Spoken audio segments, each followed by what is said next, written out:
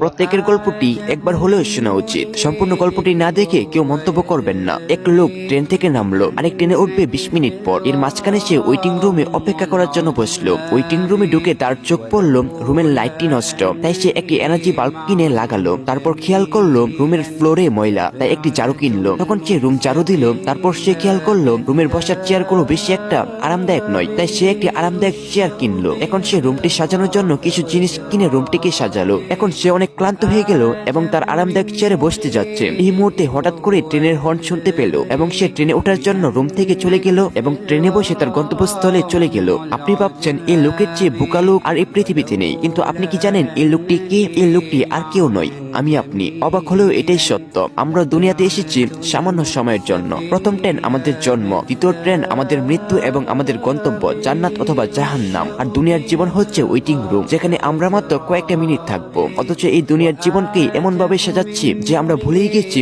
আমাদের মৃত্যু খুব সন্নিকটে এবং আমাদের এই সাজানো গোছানো দুনিয়া সবকিছু ছেড়ে মৃত্যু নামক ট্রেনে চলে যেতে হবে। আমরা এই ওয়েটিং রুমটি সাজিয়ে কয় মিনিট বুক করতে পারবো? আল্লাহ আমাদের সবাইকে দুনিয়ার মোহ কাটিয়ে আখিরাতের খোরাক সংগ্রহ করার তৌফিক দান করুন, আমিন। আশা করি ভিডিওটি আপনার কয়েকজন ফ্রেন্ডকে শেয়ার করবেন। হতে পারে আপনার শেয়ার করা ভিডিও থেকে কারো পরিবর্তন আসলো। তো আজকের মতো বিদায় নিচ্ছি। প্রিয় ভিডিওটা ভালো লাগলে এই আইডিটাকে ফলো করে দিও।